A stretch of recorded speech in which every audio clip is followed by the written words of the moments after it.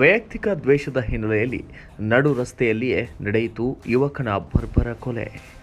ಗೌರಿ ಗಣೇಶ ಹಬ್ಬದ ಸಂಭ್ರಮದಲ್ಲಿ ಹಾಸನ ನಗರ ಆತಂಕಕ್ಕೆ ತುತ್ತಾಗಿದೆ.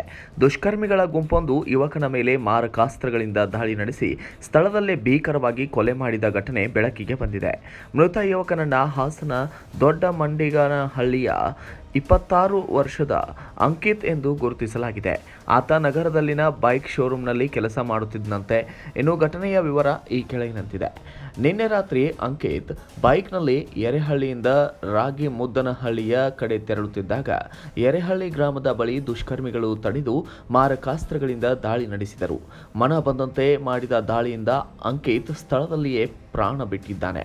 ಬಳಿಕ ಆರೋಪಿಗಳು ಎಸ್ಕೇಪ್ ಆಗಿದ್ದು, ಘಟನೆಯ ಸುದ್ದಿ ಹರಡುತ್ತಿದ್ದಂತೆ ಹಾಸನ ಗ್ರಾಮಾಂತರ ಪೊಲೀಸರು ಸ್ಥಳಕ್ಕೆ ಧಾವಿಸಿ ಪರಿಶೀಲನೆಯನ್ನ ನಡೆಸಿ ಪ್ರಕರಣವನ್ನು ದಾಖಲಿಸಿಕೊಂಡಿದ್ದಾರೆ.